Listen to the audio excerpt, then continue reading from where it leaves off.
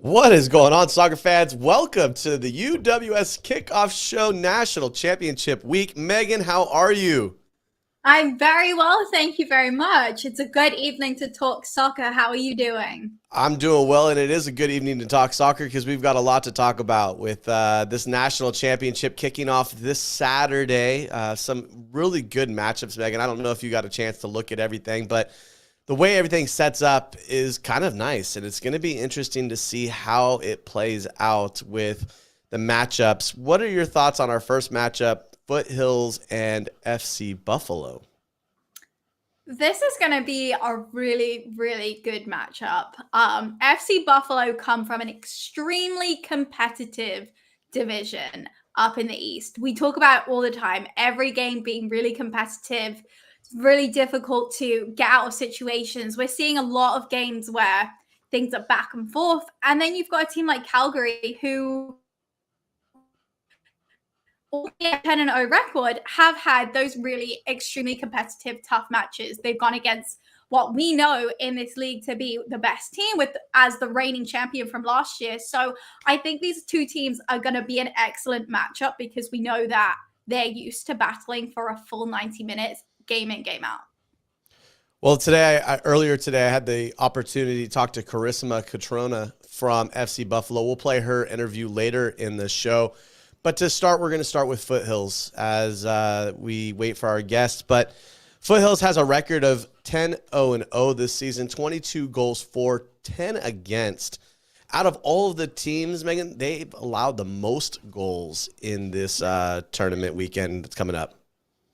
That's very interesting. I can see why, in the sense that we talk about all the time, like the West Conference has some really quality teams that can definitely score. And coming up against FC Buffalo, I think that's something that I wouldn't be surprised if we see both teams getting on the score sheet. Both teams have that capability to score while also having that tendency to concede.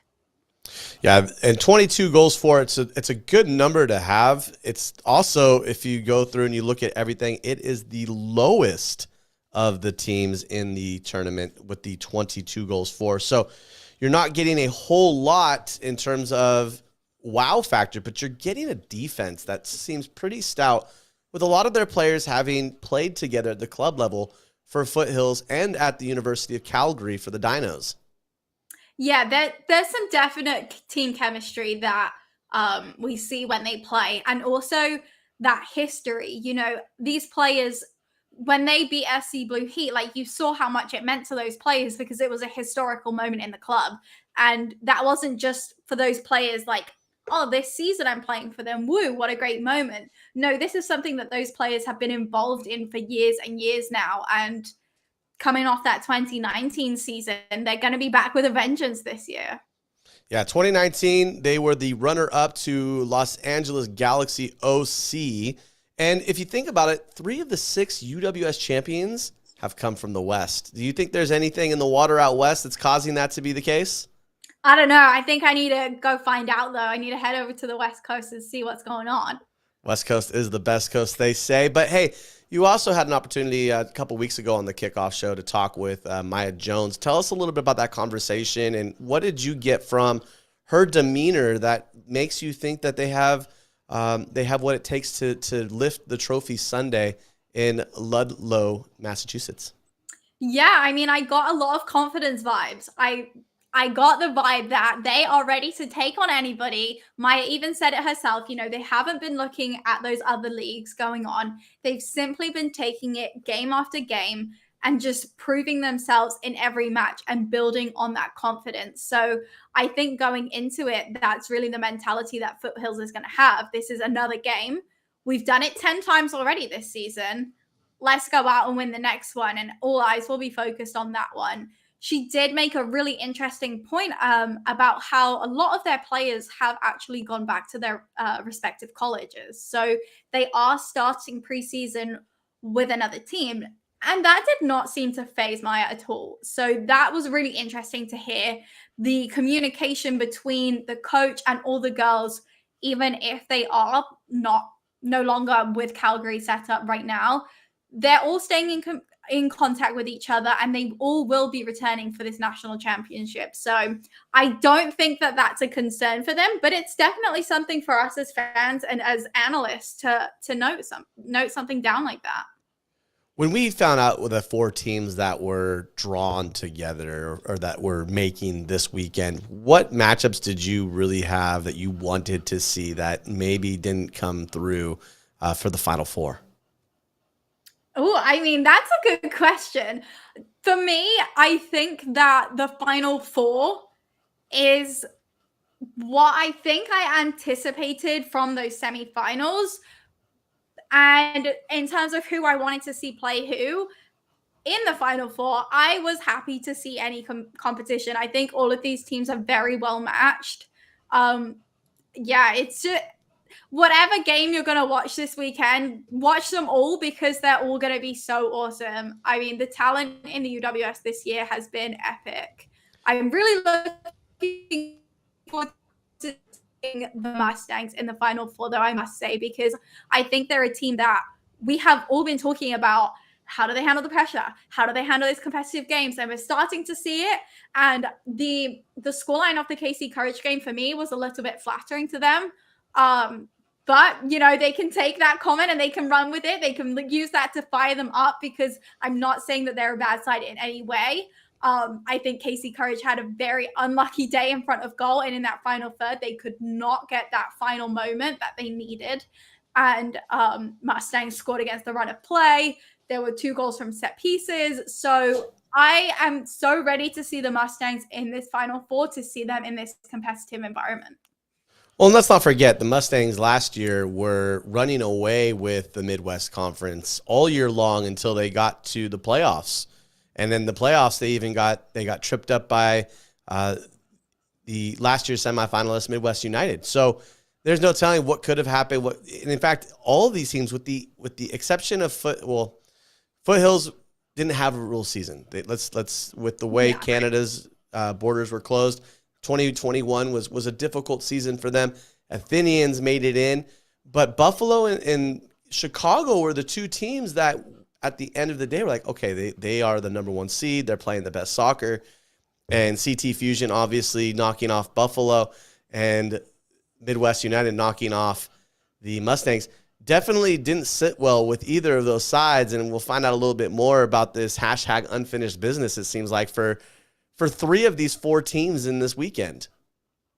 Yeah, I mean, that's epic. Talk about storylines. We love having storylines to discuss. And yeah, it just makes it mean even more to all of these players and the coaching staff.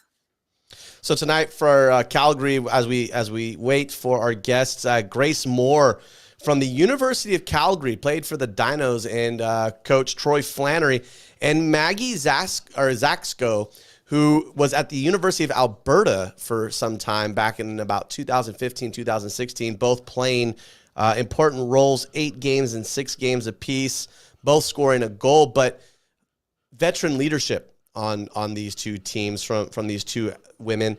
What are your thoughts of having, mentorships from these women who've played in the system of Foothill and now are playing a big role in the progress and the success of the club this season? Yeah, I think it's really important to have those players who've been through it before, albeit maybe not in the UWS, or if they were with the team in 2019, they have.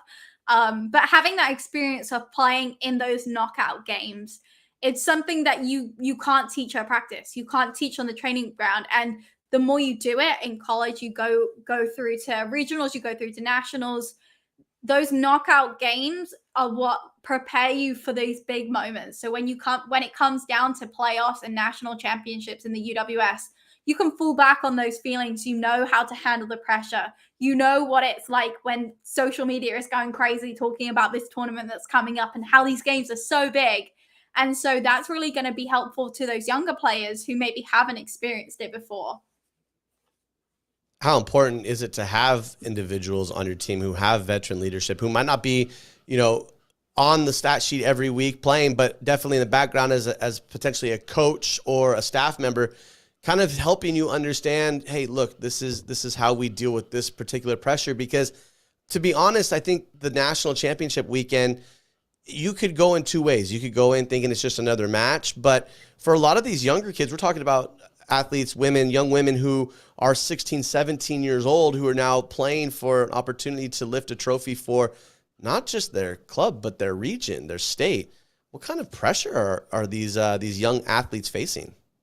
Yeah, I mean, it's a high pressure situation in the sense that, yeah, when you look at, oh, these people coming out, San Antonio Athenians, they're coming out of the Southwest, and the whole of that division is like, yeah, let's go Athenians, like you're representing us, you've got to do it for us. And then the state of Texas is like, you've got to do it for us. And then the Southeast is like, you've got to do it for us. And there's all these people watching and cheering you on. And that's a high pressure situation, but also one honor to represent that entire area and one honor to be able to take that journey and make that step. And so it's really about not viewing it as a high pressure situation to where you let that affect you in a negative way, but seize the opportunity.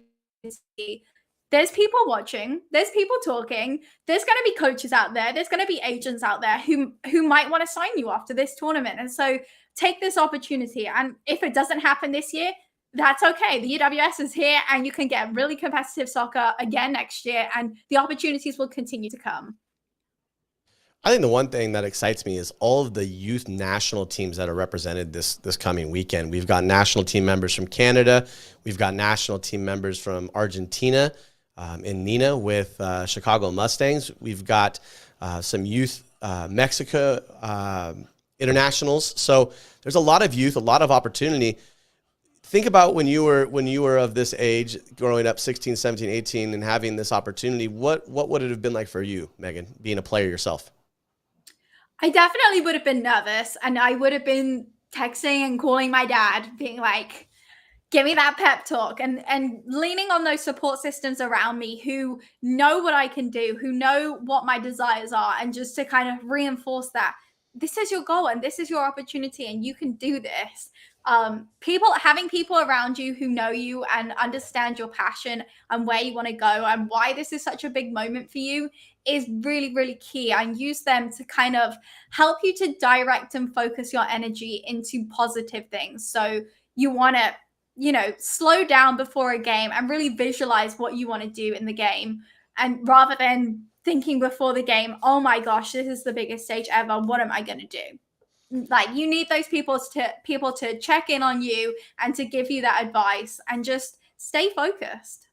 Well, we talked a little bit about Foothills, and again, they will be joining us shortly as they come off the training pitch today. But their opponent, FC Buffalo, a record of 7 wins, 1 loss, and 2 draws, 23 goals for, 7 against.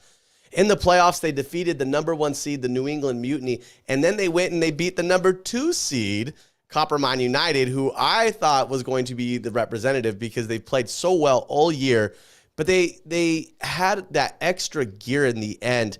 They're led by Charisma Cutrona, who we will be talking with later in the show. She had 7 goals and 5 assists on the year. That's some solid veteran leadership, if you ask me there. Oh, yeah. I mean, I have wanted to speak to her for a very long time. She was a standout player from the get-go last year. She's been really pivotal in what FC Buffalo has been able to do as a club for the women's program. And she is just killing it. She is not only being that leader and that mentor for her fellow teammates, but she's producing on the pitch too. I mean, what an opportunity for those players around her to be like able to learn from her. Yeah, she had a great insight onto how this came about. If you recall, last year was their first season in UWS, and they took the league by storm. We talked about them probably every weekend on the Kickoff show about how well they were playing, and it was almost not disappointing, but it's almost that they just ran out of steam there at the end of the season once they got to the playoffs in Connecticut Fusion. But what can we expect from them this time around, playing a team that's undefeated, almost a reverse of what happened last year with them in Connecticut Fusion? Yeah, that is very interesting to say it like that. I mean, we just have to refer to #unfinished business. I mean, they are going to be chomping at the bit to take this opportunity and to run with it. I mean, going into it, they're probably thinking, let's just go in, score early, and then we'll see how it goes. Then we can adjust. They need to get that first goal is something that I think that they're going to be thinking. They've got so much experience now after last year. They've had a really good season this year. I think they've shared their roster around a lot more. So maybe fresher legs going into this postseason compared to what they had last year, which could play into their advantage. I bought 50 index cards. I've Nice. gone through 40 of them for Buffalo. So if you think about that, the sandwich board is going to be full, Megan. I don't know how we're going to be able to sit in the press box. We're going to have a blind spot with the sandwich board for all this information we have. But I think the biggest thing to talk about, the talking point here, is just look, they're not a high-scoring team, either of these teams. Again, Foothills at 22 goals for the season in those 10 regular season matchups, and then FC Buffalo with 23. It's almost as though, could we be seeing a defensive battle coming from the West? Last year, Santa Clarita Blue Heat just blew the top off of the national championship, winning, handily in their matchups. This one seems to have a different tone to it, that we're going to see more defensive, who blinks first kind of match. Yeah, I mean, for me, it's just when I look at these, I have my standings here. This is why my head is swiveled. But when I look at the teams that they have been playing against, I don't necessarily think that they are defensive-minded teams. I think that they've just been in more competitive and close games throughout the season. I definitely think that they have the talent to score goals. And so I think this is going to be a game that we do see goals coming out of it. I don't think that either team is going to sit back. But it's going to be interesting because these coaches have been watching their team all season. They're now starting to analyze these other competitors and see what they want to do. And maybe they do want to sit back and try and hit them on the counter. Remains to be seen. We'll find out on Saturday. I know some of these coaches have ordered their Duke Tig scout portfolio to kind of look at 11. Again, all matches are going to be live on 11 starting Saturday, July 23rd at 4:30 Eastern from Ludlow, Massachusetts. I'm excited. I know you're going to be there, Megan. I'm going to be there. We're going to be in the booth. We've got cameras. We've got replay this year. Oh, man, am I excited for what we have in store for our viewers this coming weekend. Yeah, this is a weekend you do not want to miss. It's going to be epic. I mean, last year was great, but we do things and then we make them better the next year. And so you best know that this year it's going to be bigger and better, and we are ready to bring all of the content. If there's anything that anybody wants to see, any players you want to hear from, make sure you're writing into us and we will make it happen. Friday night we have a dinner. You're going to be in Saturday morning, but Friday night we're going to have a dinner. And so if there is an athlete or a particular staff member or player that you want to hear from or see in an interview, let us know in either our cup of tea or at the UWS Weekly, and we'll make sure we get those athletes for you guys. Again, we apologize. We're waiting for Calgary as they're coming off the training pitch. Got to get those last-minute preparations in before they travel. They are traveling south, as Coach Lee Tucker has made it known to me. I still don't get it. I don't know. I'm a California kid. I'm traveling east, and they're just above us. I don't. South is down. I at least east, southeast. But I guess I am who I am. I don't think you're gonna win that one. I don't think I'm going to win that one. The other matchup is going to be the Athenians and Chicago Mustangs. That matchup is live on 11 at 7 p.m. Eastern. Give us a few minutes, but later maybe I'd say more 7:15, 7:30, July 23rd. This matchup is a matchup of two teams that aren't afraid to score. The Athenians with 32 goals for this season, 5 against, 56 goals for the Mustangs, 4 against. What can we expect from this matchup? I think this is going to be one of those matchups we saw last year with perhaps everybody scores. You get a goal, everybody gets a goal, right? I think you're going to come off the booth and score. That would be something. Yes, I think we can definitely expect goals galore. This is a matchup that I'm really, really looking forward to, though, because, like I've said, I'm really looking forward to seeing the Mustangs come against a team. Woo woo! Come against a team that is really competitive in every single area of the pitch. I mean, this Athenians team is so solid, and they've made it to the Final Four for the second year in a row. If we were going to find a team to challenge the Mustangs, I mean, this is going to be one of those top picks. And so this game is really going to be epic. I feel like both teams have scored so many different goals this year. That's something that if you take the time to watch all of those goals that we just spoke about, you'll see the variety in them. And so that makes this matchup so exciting as well. The Athenians coming in with a record of 7-1-2, two draws, 32 goals for, 5 against. They were semifinalists in the 2021 season. Here they are again, back in the hashtag unfinished business side of things.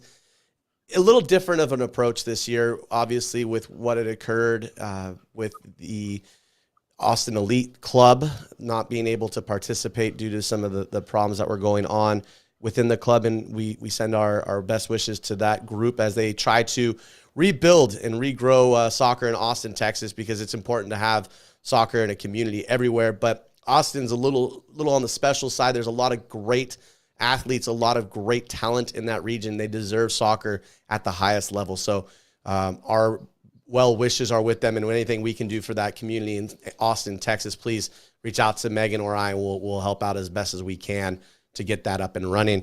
But the Athenians, again, last year's semifinalists. Look, I'm excited for one player on this club, and that's Jillian Martinez. Jillian Martinez is a former national Gatorade Player of the Year. She was at UCLA. She's transferring to Texas Tech. I think this is an exciting opportunity for her to show kind of why she was that Gatorade National Player of the Year at a bigger stage in the national championship this coming weekend. Yeah, completely agree. I mean, she is just going to have an awesome tournament. I can already feel it. And what a stage to do it. This is the perfect opportunity for players like that who their name is out there, and now the coverage is going to be out there to back up all those things that everybody is saying about her, about how amazing she is. And so she's definitely going to be a player to watch in this semifinal. And that it is. So let's do this. We're going to throw it to Carissima and see what she has to say regarding that. And then we'll still, oh, wait, speak of the devil. Here we go. That's all you needed to say. That's all I needed to say. Look, they got stage fright. They jumped on. Hey, Grace, Maggie, what's going on? How are you two doing this evening? Hey, we're doing good. Sorry about that. We were having some serious technical issues. We were on Wi-Fi and then we weren't, and we were like, oh God. You know, it's that Calgary air. You never know what's going to happen. I blame it on the dinos taking all the energy for the university. Yeah, Grace. That's a Grace issue. I can't speak for the No, you can't, but Grace can. So, hey, Grace and Maggie, thank you for taking the time to join us. Before we start, let's talk about Foothills and what makes Foothills so special. We've seen a lot of Canadian youth national players coming from the program, but what separates Foothills from other entities along, not just in Canada, but the West Coast? I feel like it's just the coaching environment overall. Like, they have such an amazing platform, and they have a goal for every age level, and like they're always inspiring players to make it to where we are. So I feel like it comes from the coaching staff and how it's communicated, but it's just an amazing club and how it's really set up, like compared to other clubs. They're just so organized. Yeah, I think she speaks to the platform. I think that's totally it, right? It's like the foundation that they're building upon, and they have tons of streams to make it all the way up, which is great. Yeah, that's awesome. And what does it mean to you guys to be able to represent Foothills in the UWS? And like, how does this opportunity help you as women's soccer players? You go ahead, Grace.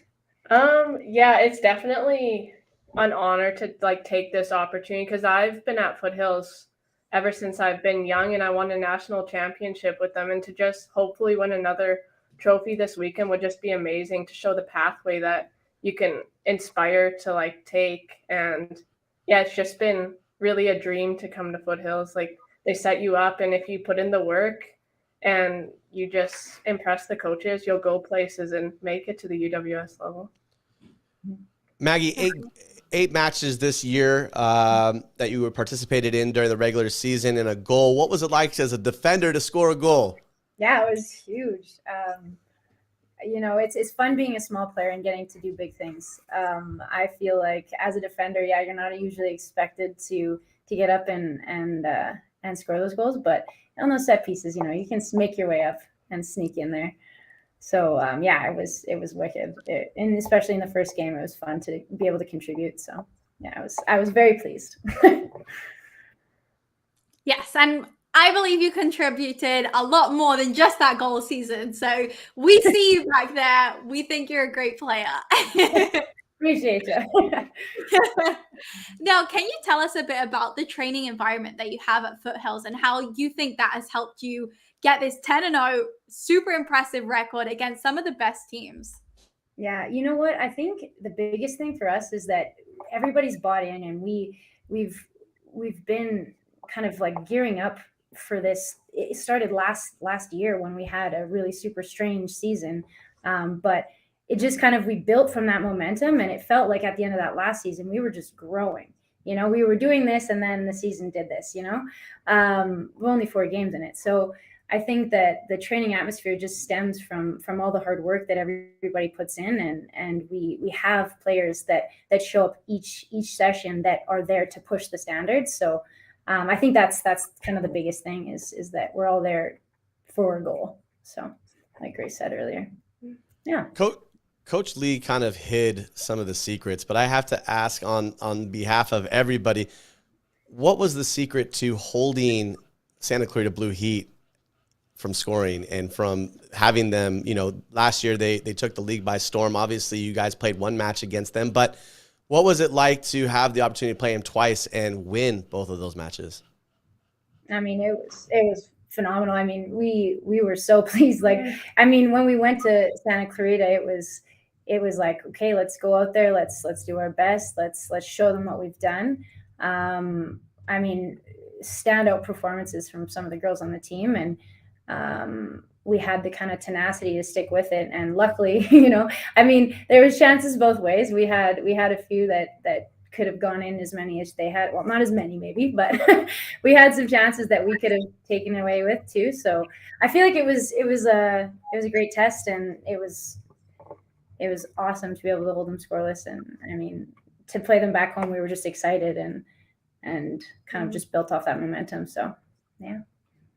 Yeah, It was from last year, because we tied against them and we just need that win. Like, we didn't want to have to go through that again. We knew that we just had to win and get them out of our way and move on to the next competition, really. Yes, that's something that Maya emphasized when I was able to chat with her. It's like, tick on to the next one, and like just rolling on, keeping that focus on 90 minutes, get the job done, and then move on. What do we need to do next? And you didn't look too far ahead into the future. But now, you know, it's hard not to look forward to that final game, but you have to take care of business in the semifinal in order to get there.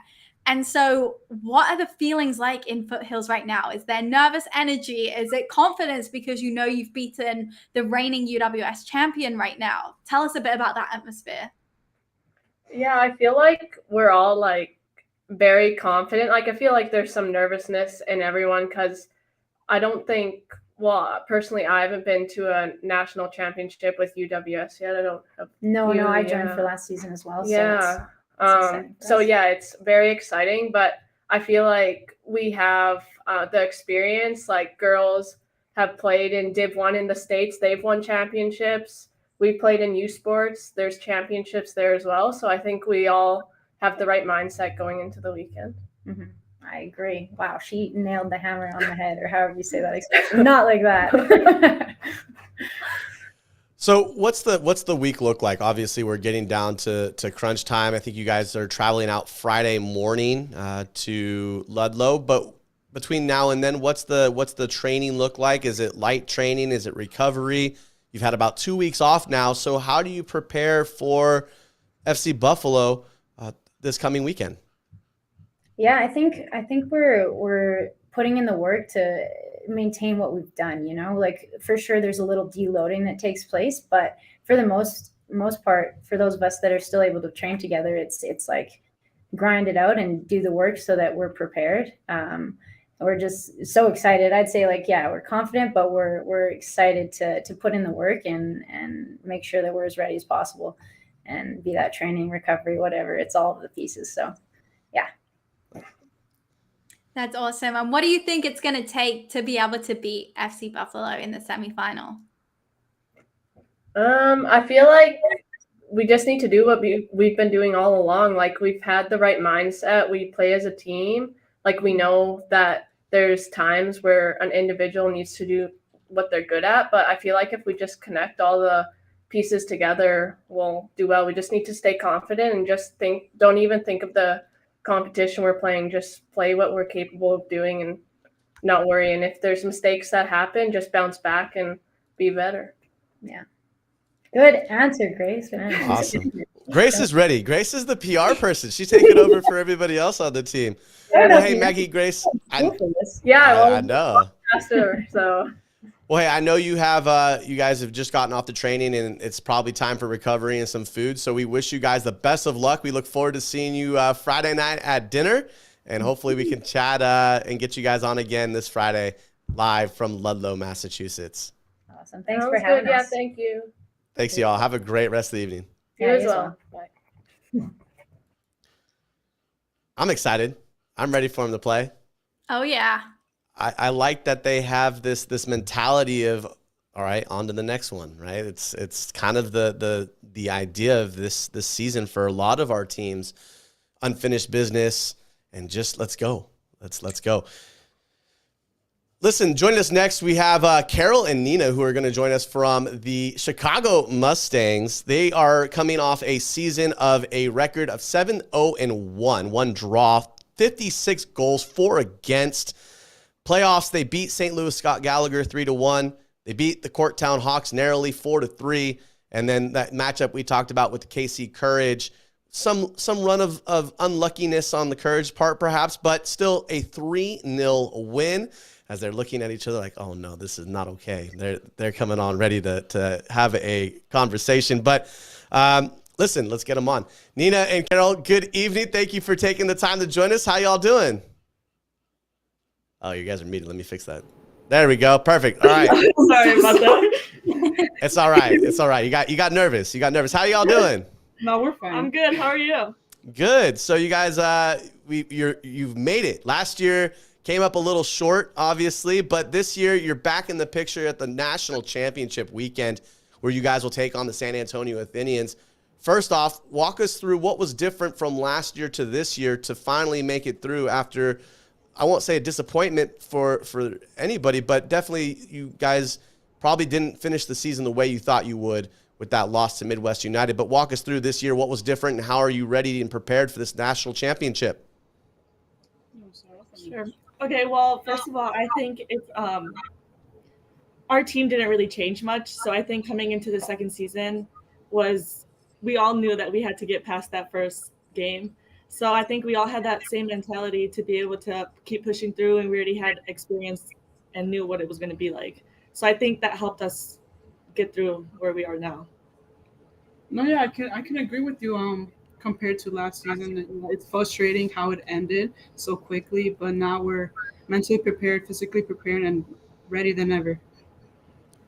That's awesome. And 56 goals for this season. Now, it's a question I posed to your coach, and I'm going to have to pose it to you. Do you think that the fact that your season leading up to the playoffs, it had some one-sided results, do you think that gives you an advantage in that maybe you're a little bit fresher, you've had time to try new things on the field?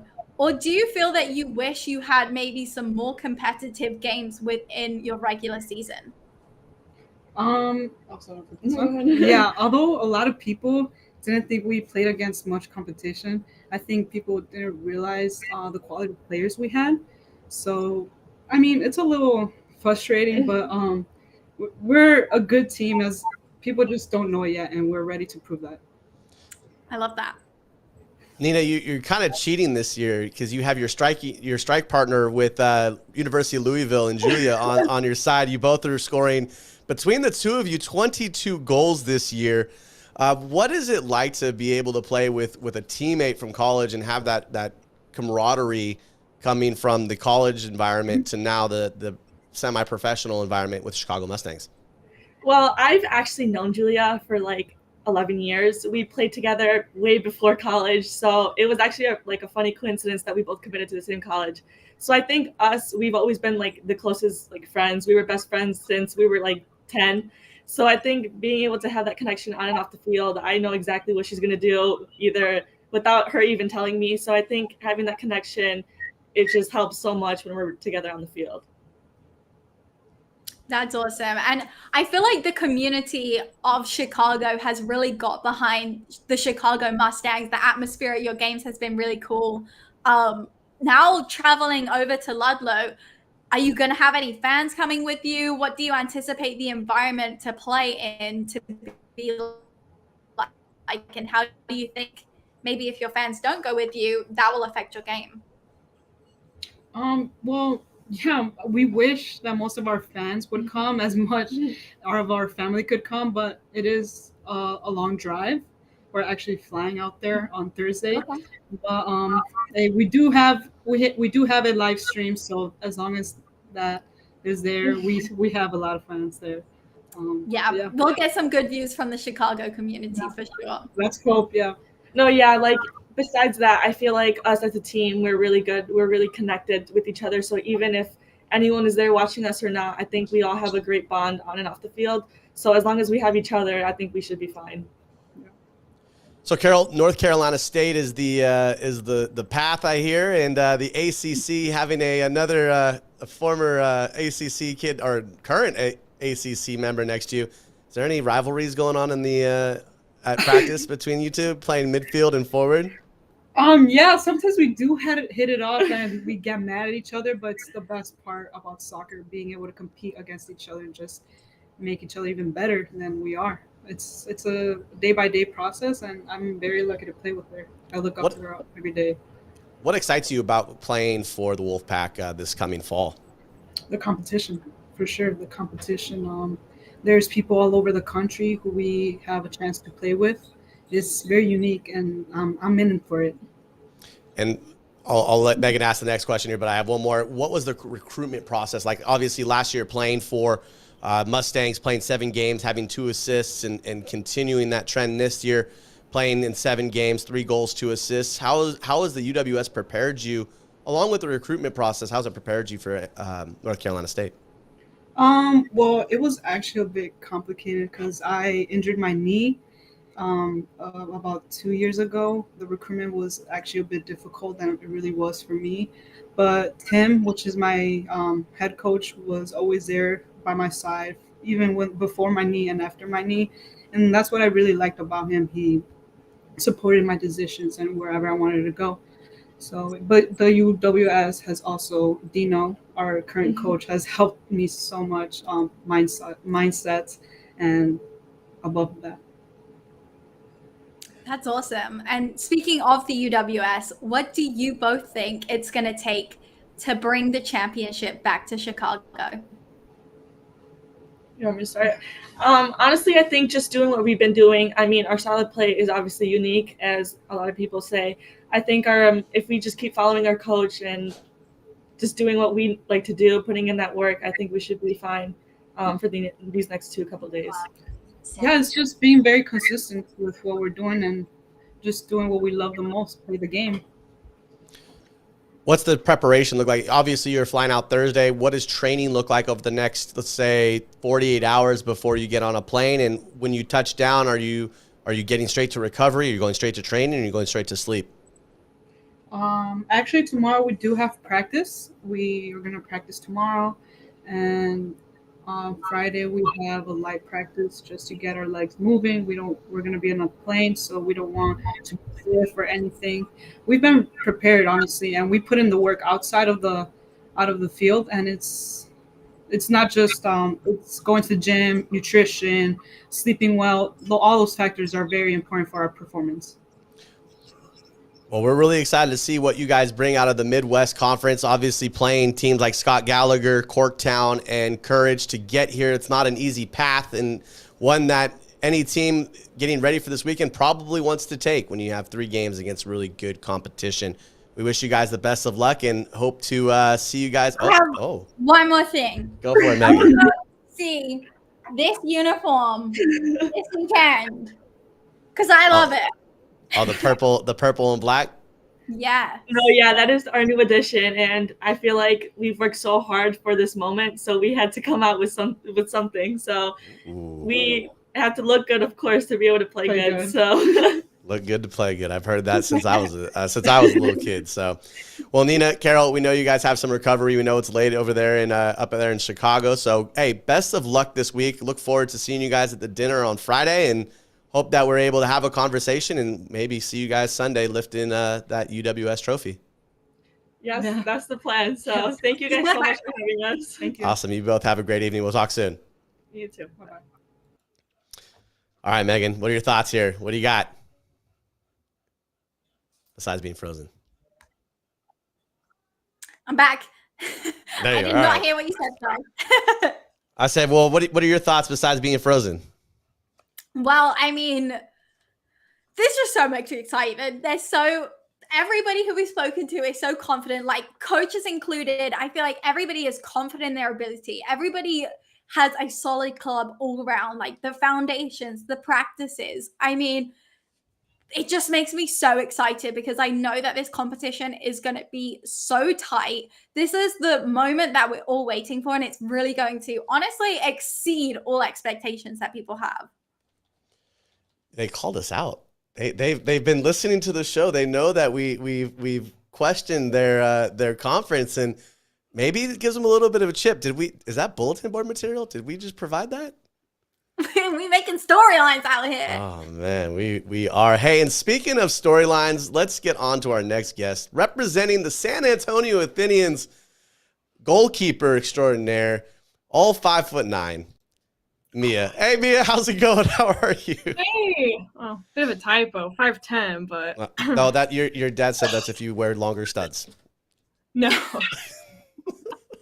Yeah, I'll say 5'11" with the cleats. All right, we'll give you 5'11" with the cleats. But Mia, thanks for taking the time to join us. Hey, I have to ask, in that, what was it like? You redshirted this year at University of Nebraska, but what was the experience like coming off of the UWS last year, where we'll talk a little bit about that unfinished business idea, but playing at such a high level and then going to the University of Nebraska, what was that transition like, and how did the UWS help you get ready for the season? It was a tough transition at first, just because it's a different school, different people, different coaching staff, different style of play. But I think for the most part, the team last year really did prepare us very well, or prepare me very well. I think it definitely brought me up to that college, the collegiate level. Just playing against all the tough players and honestly just practicing with our team, it really did help me with my shot stopping, foot skills, just built me up. Yeah, what an opportunity to be able to play an entire summer and then go into college with that confidence of, you know what, I was not only playing for the Athenians, but I was getting recognition. Like, we were talking about your saves for save of the week, everything like that. And now taking that into this season, how do you think the confidence of having a year under your belt has helped you for this season? It's been pretty good. I was really happy. I guess I was a little nervous because we had done so well last year about the players and who we would have, because I knew that we weren't going to have everyone coming back last year. And, filling that spot with Jamie Erickson leaving. And thankfully I've had great players step in. We've been able to recruit very, very well. And our coaches have done a wonderful job. And our players have just really shown up. And especially Eve, she's seamlessly fit that position and really just did well. You grew a lot from last year, 7 games, 4 goals against, and you played extremely well against Club America. This year, 8 games, 1 goal against. What's the difference for Mia this season? Honestly, I would have to go with my defense. I haven't had very many shot stopping. I'll say it's all them. I mean, really, they've done most of the dirty work for me, and I think that's pretty incredible. I mean, just finding that defense and hardly getting any shots off in a game is just really just rare to find in a team. And so the Athenians have been a joy again to watch. And what do you think it's going to take for you guys to be able to complete that unfinished business this weekend up in Ludlow?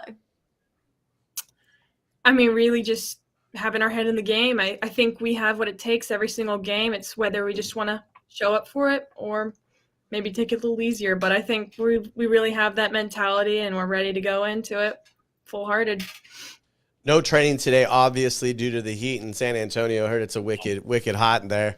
But what's the rest of the week look like? Obviously, you guys are heading out on Friday to Ludlow, but what's the rest of the week look like as it relates to maybe training tomorrow and training on Friday?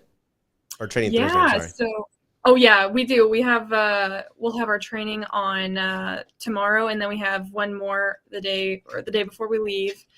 And then we're pretty much traveling all of Friday, so we won't really be able to practice much. But I think we're going to try to use that to study the film. They're sending out a lot more film, and I think we're going to probably be able to do that on the plane too, because we're going to try to utilize all the time that we have traveling. So I think just really drilling those techniques that we're learning. We've been studying a lot of the film of what to expect from Chicago.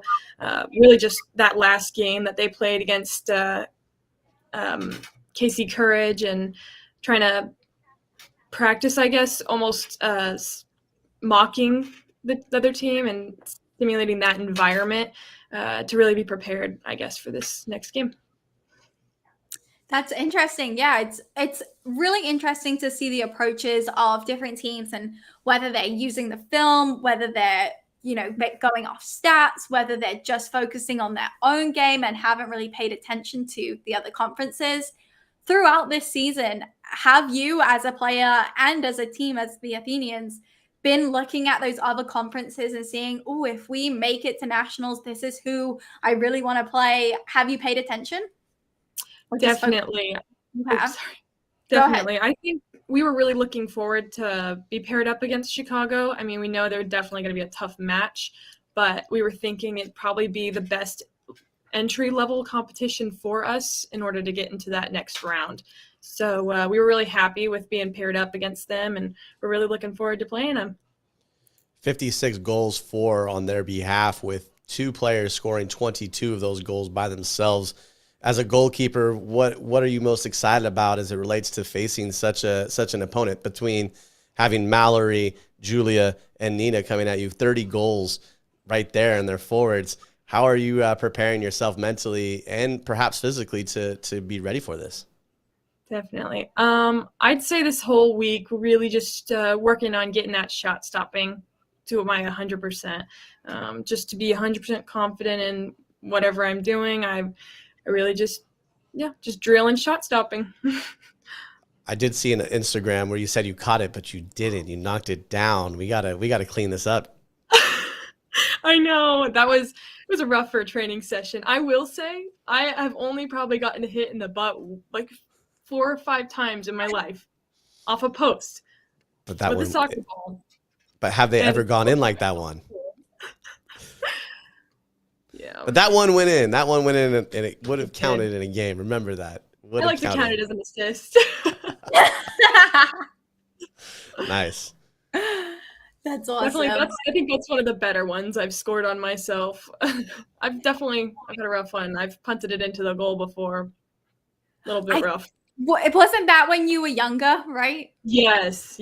I will say I was just starting out goalkeeping, so I didn't know any technique, and so I thought, I'm gonna go punt it. It's gonna go so far, and I pointed my toe real upwards. And I will say this: I've done the same thing. Playing U8, I remember playing U8. I was like, I'm gonna punt this all the way. I'm gonna score. Yeah, I scored on myself. That was pretty bad.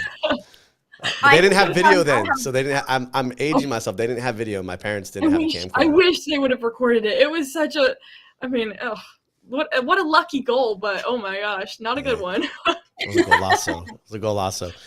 Megan, any questions before we let Mia find a way to stay cool? Because what is it, 110 in San Antonio right now?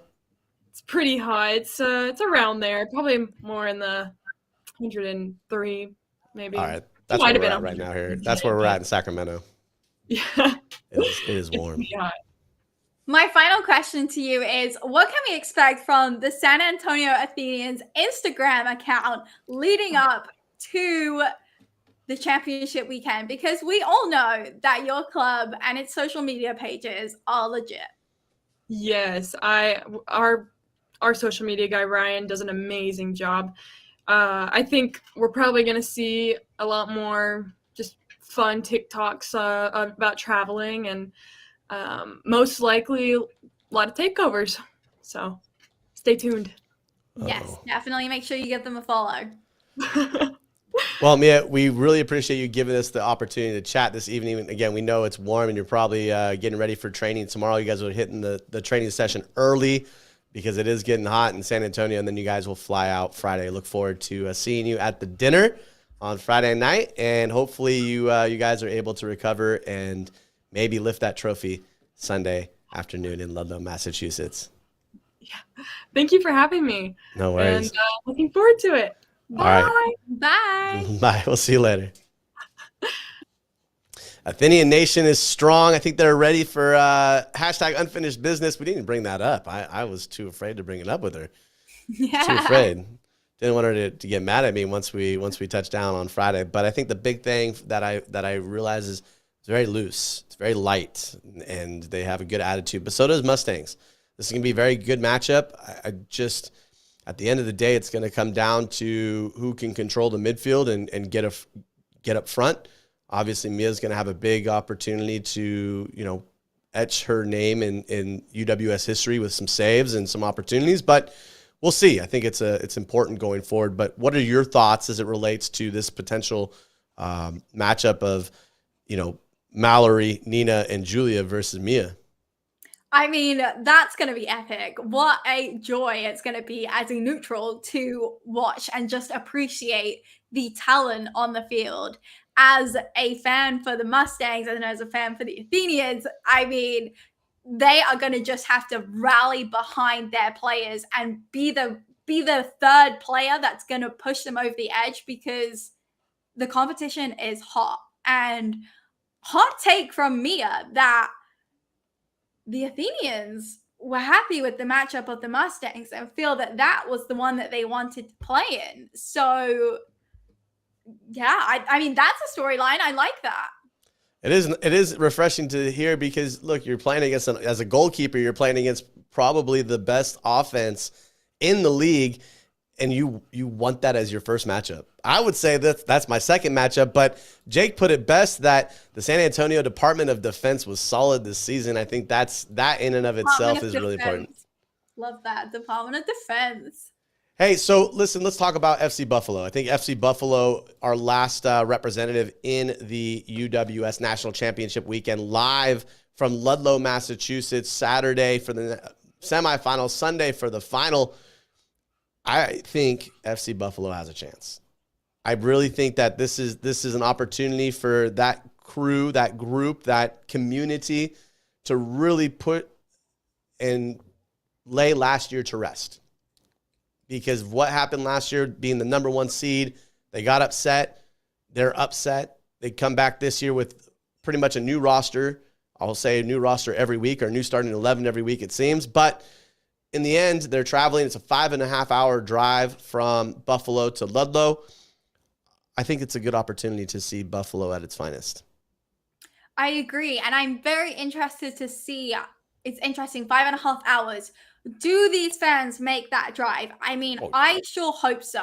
I sure hope that this Buffalo community, which I have just heard amazing things about from Harley, I hope that they're there with their drums, supporting the girls, because their atmosphere is great. And if they can bring that and use it to their advantage, I mean, that is just intimidation I'll any opponent. I'll put this out there for anybody in the Situation Room. You bring one of those tables. I will go through one of those tables on my 40th birthday this weekend as we get ready. If the Situation Room, again, brings a table, I will put myself through it for fun just to say, hey, I did it. But FC Buffalo, a record of 7-1-2. That is 2 draws and a loss, 23 goals for, 7 against, coming from the playoffs, beating the number 1 seed to start, coming in as the number 4 seed this year. Last year, the number 1 seed had a lot of expectations. This year, the number 4 seed, beating the Mutiny, who everybody had as winning, pegged to win this thing, at beating them 2-1, and then going and beating the number 2 seed, Copper Mine United,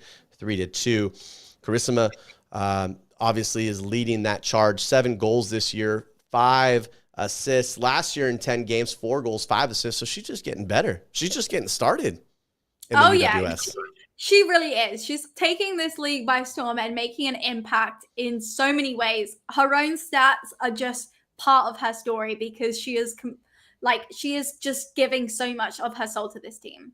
Well, let's hear what she had to say as it relates to this matchup this coming weekend as she and FC Buffalo take on Foothills. Didn't want to start.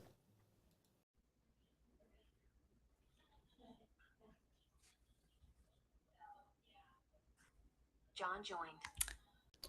Just bear with as we get this going. Yes. Sorry, technical difficulties as we're trying to get this this up here. It worked earlier when I tried it.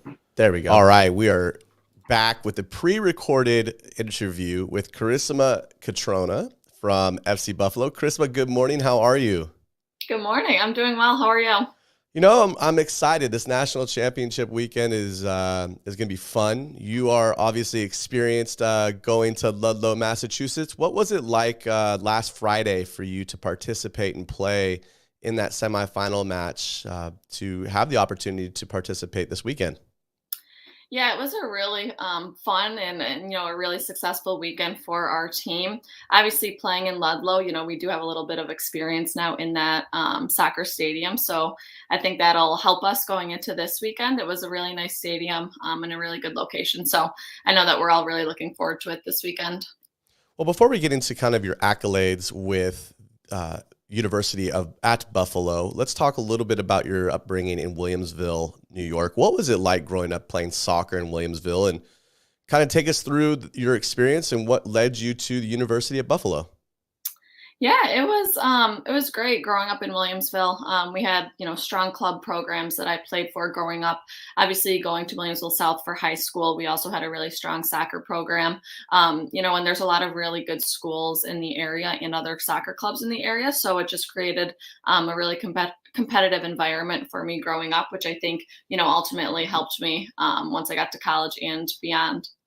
So going to college, you went to University of Buffalo. Why did you decide to stay in New York? I know you had other opportunities, but why University of Buffalo? Yeah, I actually started off at a different school and kind of felt like that wasn't a good fit for me. So I transferred back home to Buffalo. And, from the coaches and the girls on the team at the time, I felt like it was a really good fit. It was also really close to my family, so they could come to all of my games, which was important for me. And, I love being able to represent the city that I was born in and grew up. So ultimately, Buffalo was a good choice for me. 4-time MAC All-Academic, 2-time first-team All-MAC, 18 career goals.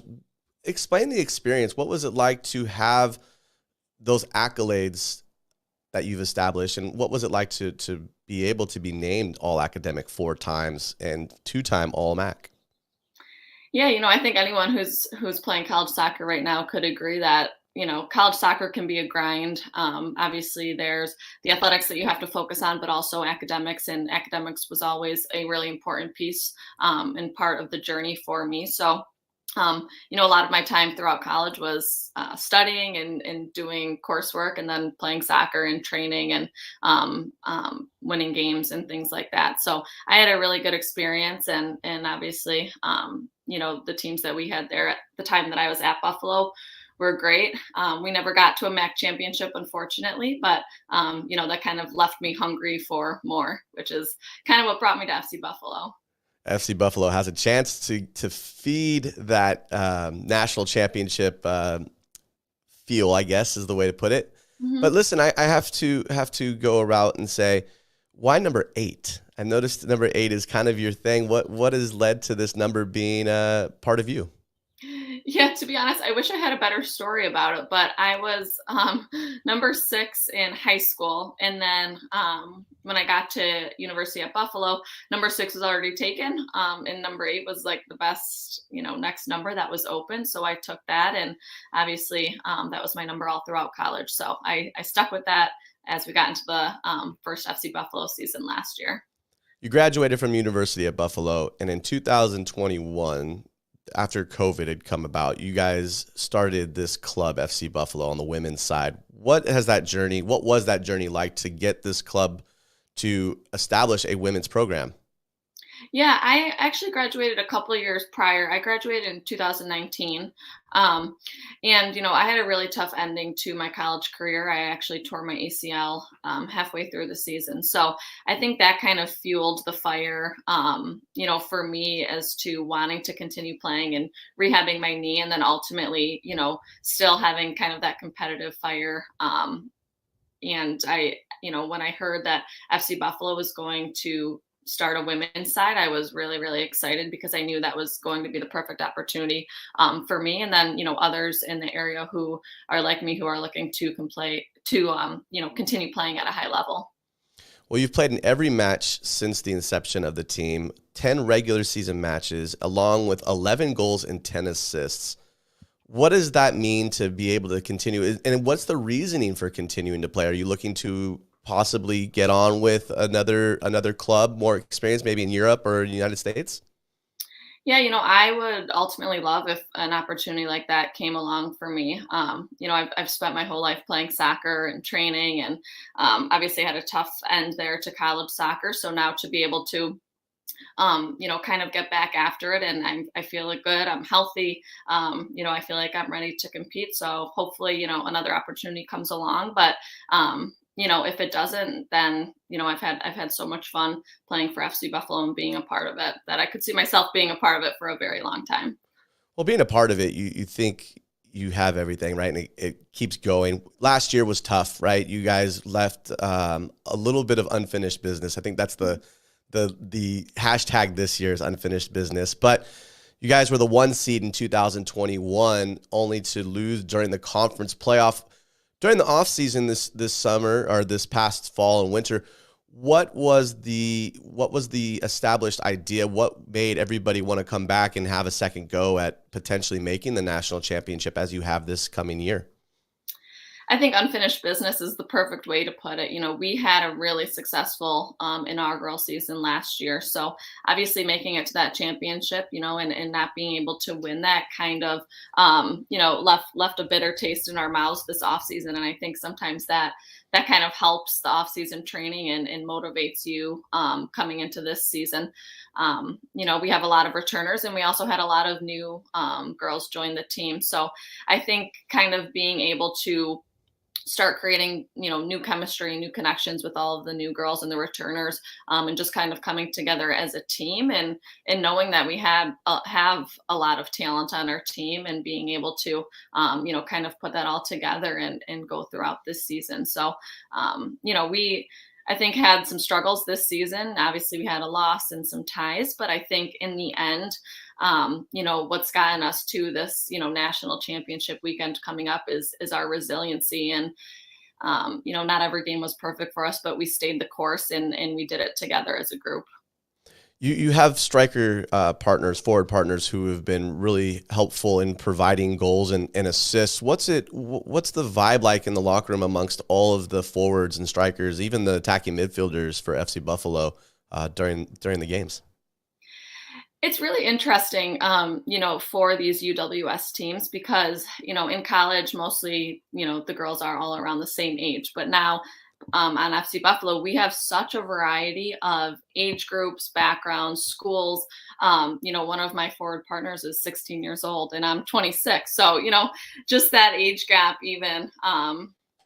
is so interesting to me. But, I think what brings us all together again is the game of soccer and our competitiveness and our drive to succeed. And I think for us, especially kind of that attacking group that you mentioned, we want to score goals. We want to make plays. And I think a really cool thing about FC Buffalo is we don't really care who gets the credit. We just want to win at the end of the day. And I think that has really, really helped us this season. Well, what should fans expect this weekend at the National Championship? Obviously, you guys have a tough matchup against Calgary, winners of the West, who have yet to lose a match this year. What's the mentality? What should fans expect come Saturday afternoon at Ludlow? We know going into this weekend, it's going to be extremely difficult. Obviously, the other 3 teams who are a part of this national championship are exceptionally good, and we kind of have that mindset going in. But I think fans can expect more of the same from us. When you look back at our weekend, this past weekend, both games, Friday and Sunday, we were up, and then we gave up late goals, but we hung in there as a team. We stayed positive. We didn't turn on each other. And we just kind of got through the game together and continued to push, and we were determined to succeed. And, there's no quit in this group, and that's what you can expect this upcoming weekend from us.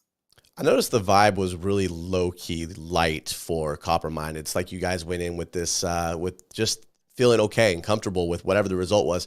Who's in charge of the DJ box in the locker room? That's a really good question.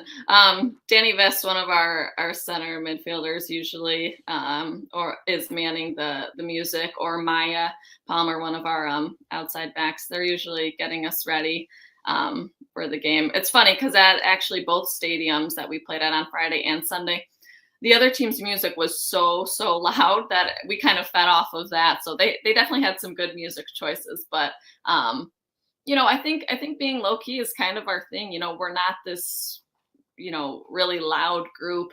When you look at our weekend, this past weekend, it was pretty crazy. Just for a little backstory, we drove down to Ludlow Friday. That was about a 5.5, 6 hour drive. Played the game, stayed the night there. Woke up Saturday. We drove to Lancaster, Pennsylvania.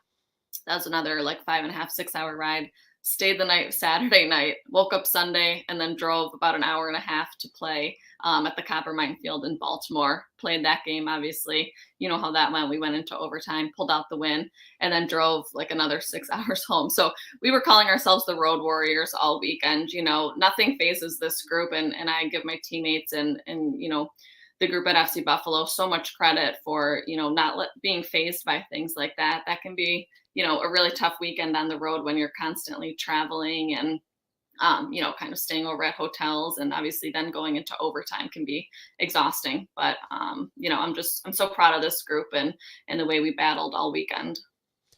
Tell us about the support that you guys get. Obviously there was some social media images of fans at a pub in Buffalo watching. How special is it to have a group of individuals like those supporters that are constantly following, and who I know are going to make that trek to Ludlow, that 5-hour, 6 hour drive to come support you guys Saturday?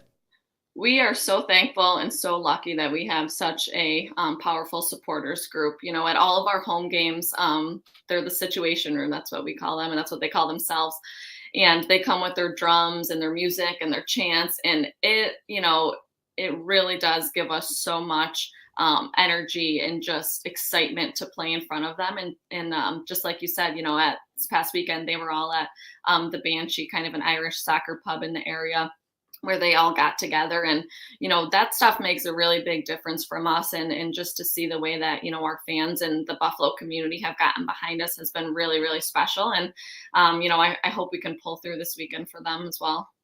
Well, I know you have training today, but before I let you go, what's the itinerary like this week as it relates to FC Buffalo getting geared up for the national championship this weekend in Ludlow, Massachusetts?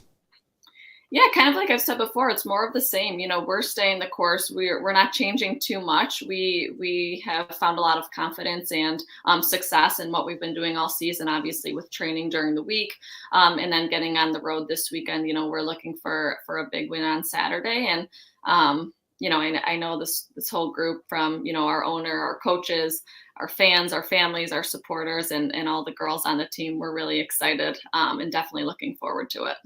Well, we're excited to have the opportunity to cover everything FC Buffalo this weekend. Charisma, I know you got training, and so I appreciate you giving me the opportunity to chat this morning. I look forward to having a conversation maybe Friday night at the dinner. Sounds good. Thanks so much for having me on. Awesome. See you soon. Bye.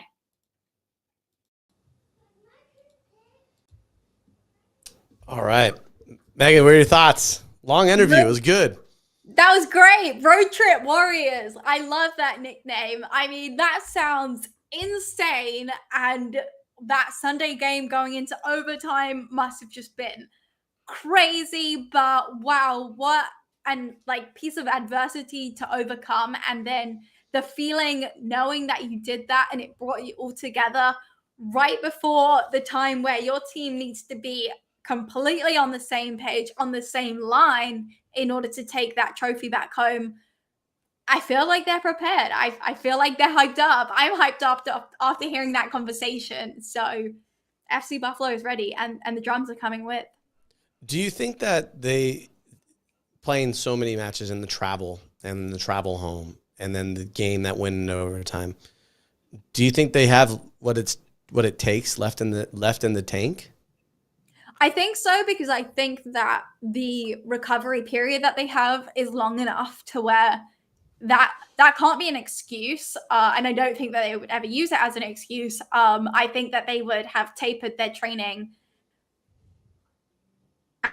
and ensure that the recovery was the focus for those first few days after that trip, because that would be tough. But I think that they're ready, and that has benefited them, that tough weekend that they had. I think it will have done wonders not only for team bonding, but also for their individual confidence too. Well, and we'll find some have an advantage as well, in the sense that they've made the trip before. They've played on the field.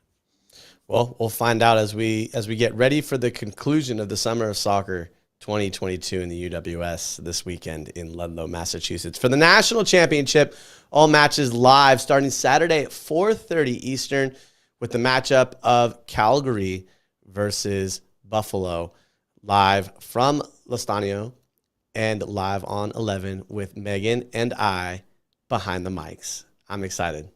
Oh yeah, I'm so excited. I haven't been on the mic commentating since college soccer season finished, and I'm so ready to get back to it. I'll show this because I know last year it was funny because people kept giving me a bad time about my sandwich boards, but this is the note cards for this weekend alone, and they're all filled. I'm excited. We've got a lot of things to talk about. We do. That we are ready. We are here to give all the content of the UWS. We know our stuff. We've been here week in, week out this whole season. So yeah, this is crunch time. Of course, we're going to be prepared. We have to be prepared. So, hey, Megan, I know Friday you're flying. You're going to be early Saturday morning in Boston. But, hey, what are your takeaways? What should people be sending you, whether it's a direct message or anything, as it relates to coverage? What do you think people are going to want to see? Yeah, I mean, this weekend we're going to have some epic matches. So make sure that you are following at UWS Soccer, UWS Weekly, and myself and our cup of tea, because that's where you're going to find all of the news about these games. And the coverage is going to be epic because the talent is going to be epic. These games are so high quality. These teams and these players are so fired up to win this trophy. And it means so much because they're not just representing themselves, they're representing whole communities. And we know that there's communities across the world that are paying attention to this tournament. So if you want to hear from a player, if you want to see what the warm-ups are like, if you want pitch side action, we want to give that to you. So definitely make sure that you are sending us your messages, DM us, tag us on Twitter, Instagram, whatever it is. We will do our utmost best to make sure that everybody can access the full weekend, whether you're in Ludlow, in America, or anywhere on Earth. Thank you, Paul. We appreciate you very much on that one. I don't know how epic we are. I know Megan takes more than I do, so she's the one that leads the ship. She steers it. So, hey, listen, for all of you guys, and girls and women and men, we appreciate everything you guys do as a community for the UWS, and it's only going to get stronger as we go forward. But I have to say, let's break last year's record. We had over 11,000 views on 11 for the full weekend. Let's see if we can beat that number this coming year. So until Saturday, actually, you know what, Megan? Friday we're doing a show. Let's do it. Friday from the dinner. Saturday morning, Megan's going to join me, hopefully early enough to where she's in the hotel lobby with me, talking a little bit UWS action as we get you guys geared up for kickoff. 4:30 Eastern. First matchup going to be Calgary versus FC Buffalo, and our second matchup at 7, we'll call it 7:15, the Mustangs from Chicago against the San Antonio Athenians. So until Saturday or Friday, cheers, everyone.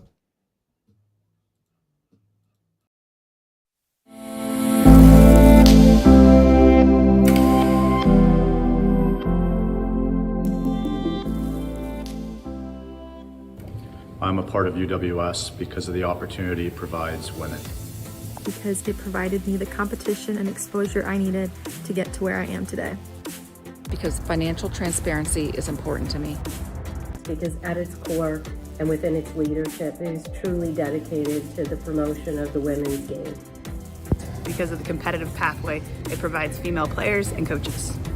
Because it expands the pathway of our club and offers more opportunities for players to develop. Because I too support women in sports. Because of the people. I love competing at a high level with some awesome teammates and getting to compete against people around the country. Because it provides female athletes with a much needed platform to remain in the game in a professional setting. Because it's the best summer league in the whole country. There's no question about it. Because of the commitment to diversity for the players, coaches, and administrators of the UWS. Because I like the opportunity to compete at such a high level and the advancement of the women's game. I am a part of UWS because I believe in its vision and its leadership.